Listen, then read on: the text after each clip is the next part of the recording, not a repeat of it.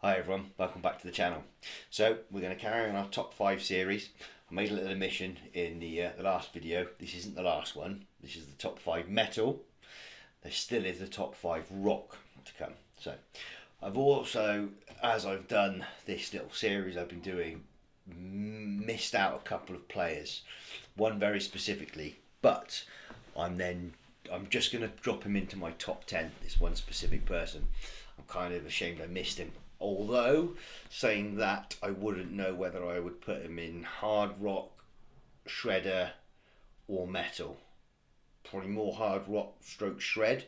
But anyway, he'll be in my top 10 when we do the final one. So, top 5 metal, top 5 rock, done, top 10, and then we're out for the series. And I hope you all enjoyed it. So, top 5 metal. Number 5, Dave Murray, Iron Maiden. Now, Iron Maiden are probably arguably the biggest metal band of all time. I mean, some might call it hard rock. I'd call it metal. Again, it's one of those we have with the Guitarists where they sort of border genres.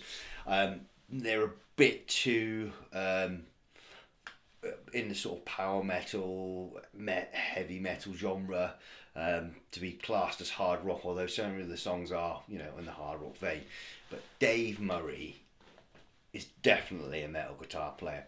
His harmonies, his speed, the riffs are what I would class myself personally as classic metal. All the way through from the early Maiden stuff through to some of the stuff they're doing now. A couple of my albums like Dance of Death, and when you watch him live, he is just, Adrian Smith's great as well, and the other guitarists that have been in the band in and out, but he, for me, Dave Murray, easy number 5 pick. Number 4, personal massive favourite of mine and a great influence, is the pentatonic master ZAKK WYLDE. He's worked with Ozzy Osbourne and his band Black Label Society. It's awesome. The guy's fantastic. He's got some shred licks like you wouldn't believe, and the screaming distortion, the pinched harmonics, everything. He's another one of those that when you hear his guitar sound, you know who he is. Not necessarily the same with Dave Murray, can be said, but with ZAKK WYLDE, you know it's ZAKK WYLDE.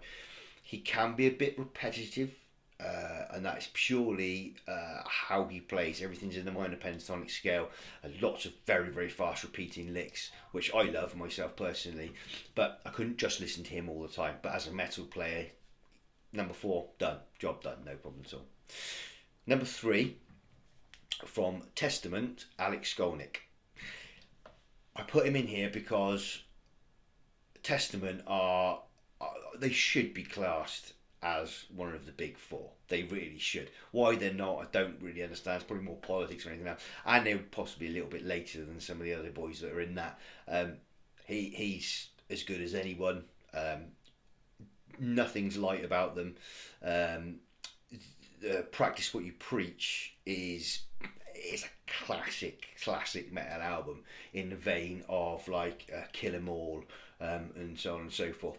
It really is that good. The guitar work on that album is just unbelievable. I could only hope to be able to cover some of his songs, let alone write some of the stuff he does. He's amazing. I've watched a lot of his new stuff as well, where he's doing quite a lot of jazz work, and his technical ability just shines through, and you just think, my goodness, he's just an absolute beast. Fantastic player. Number 2, probably one of my favourite, I'd call thrash metal guitarists. Well, he is my favourite thrash metal guitarist, who would be Dave Mustaine.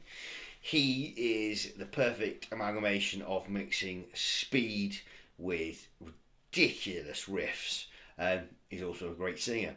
The stuff with Megadeth, when you get booted out of someone like Metallica, you're going to have a bit of a bee in your bonnet, you're going to chip on your shoulder. I mean, he came back like a train. I mean, Megadeth for me absolutely blows Metallica out of the water. I like Metallica, don't get me wrong, I really like Metallica. Some of their stuff is fantastic. Master of Puppets is a classic album. There's some unbelievable tracks on that. But Mustaine, Megadeth, he's had some great great sidemen.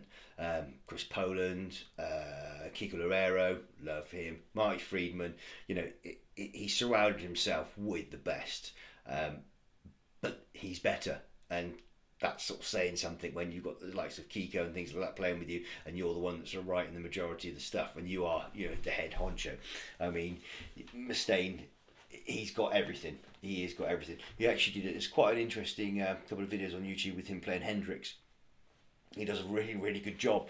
And when, you know, talking about crossing genres, you start playing like Holy Wars, and then you're playing Little Wing. Yeah, that's pretty cool.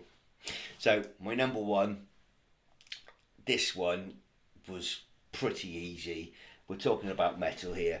Now, I don't think they started metal, so much so, but as a guitarist, this guy is, yeah, he's there. He is the metal godfather, and it can only be Tony Iommi. Now, his work with Sabbath, you know, many people regard that as the start of metal. I would say that was part of the start of metal. I think that push came in in 1970 when you had Deep Purple, you had Black Sabbath, to an extent the sort of bands slightly earlier as well, you know, like the Who played a massive part in it, but for me it was the Jordan between the two. Iommi's work on early Sabbath was revolutionary and inspired many generations of guitar players. The drop down tunings, you know, he messed up, everyone knows the story, he messed up his fingers, put leather patches on the top, and then, you know, so he less string tension, down tuned it, gets a very thick, deep metal guitar sound that basically allowed everyone that we know and love, like your Metallicas and you know, and people like that, to create that big sound. Huge influences came from those bands, and Iommi was right at the forefront of that.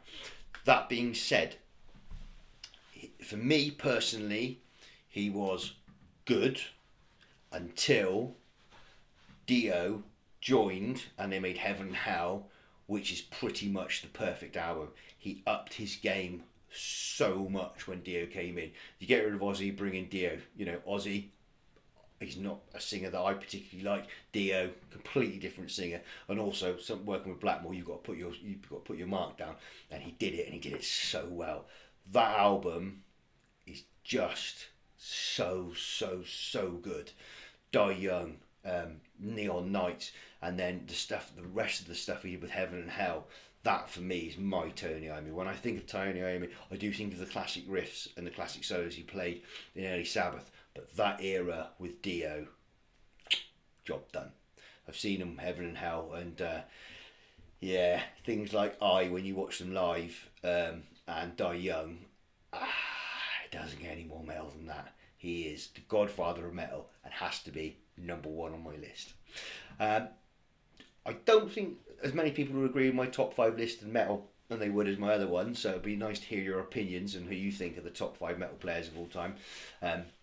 Again, we've got a bit of genre crossing with some of them. I know you could probably call Iommi hard rock, but I'm gonna call him metal.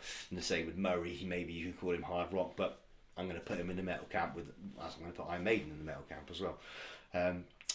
Next video is a reaction video to one of my favourite blues guitarists, and then we'll follow up with our top 5 rock guitar players to finish off our series before we go into the top 10 Thursday or Friday, and I'll catch you then. So leave anything you like in the comment section below, and we'll have a little chat about it, and let me know who your top 5 metal guitar players of all time are.